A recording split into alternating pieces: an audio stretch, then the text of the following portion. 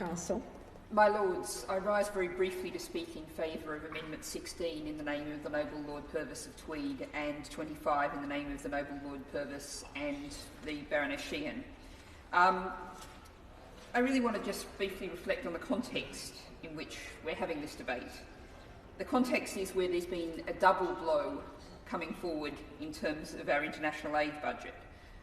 I actually had someone come to me on Twitter and say, I'm really confused because it seems like our GDP is going down, so our aid is going down anyway, so why are we also cutting the percentage of aid? And I had to say, no, you're absolutely right, this is a double blow to help. We have been giving often very effective help to some of the poorest people in the world, so it's important that we do whatever we can to make sure that aid is directed in the right kind of way.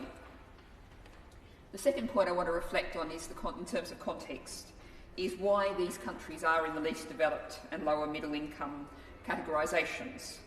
If you go down the road to the Foreign Office, if you go up to Liverpool or across to Bristol, you'll see the colonial legacy of lots of the wealth of these countries that was sucked out in the past, a legacy that still continues to have extremely deleterious effects, also through the impact of multinational companies today, including very often corrupt multinational companies that are holding down the development, the essential development of many least developed and lower middle income countries.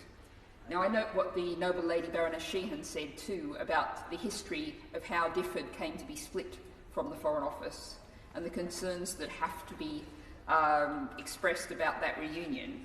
So I think in those contexts it's really important to do whatever we can in your Lordship's house to defend, to hold the line, to keep whatever we've got now. And we will have the fight about the aid budget percentage when it comes along. But let's do what we can now in the trade bill. Thank you, my Lords.